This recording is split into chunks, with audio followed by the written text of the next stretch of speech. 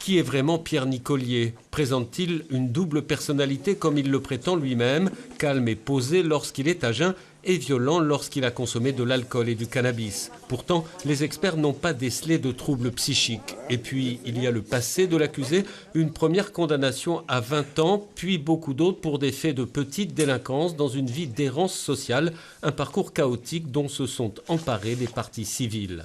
C'est clairement une montée en puissance, c'est un touche-à-tout. Le casier fait état d'infractions aux biens, d'infractions aux personnes et ça se termine par un crime abominable devant la cour d'assises. Pour l'expert psychiatre, Pierre Nicolier a tendance à rejeter systématiquement la faute sur les autres, à ne pas assumer ses responsabilités.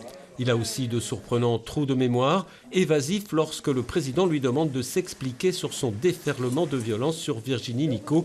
C'est un coup de folie, dira-t-il, pour seule réponse. Il ne s'explique pas ce qui s'est passé le soir des faits, comment il en a pu arriver là. Et pour lui, la seule explication, effectivement, logique, ça serait un excès de colère et puis comme si c'était plus lui-même, en fait, qu'il était devenu complètement fou et qu'il n'a pas pu s'arrêter, malheureusement. En 2015, Virginie Nicot avait porté plainte, mais avait refusé de se faire examiner. Une femme souvent malmenée par un homme violent, mais qui en 8 ans de relation avec Pierre Nicolier n'aura pas réussi à se séparer de son bourreau.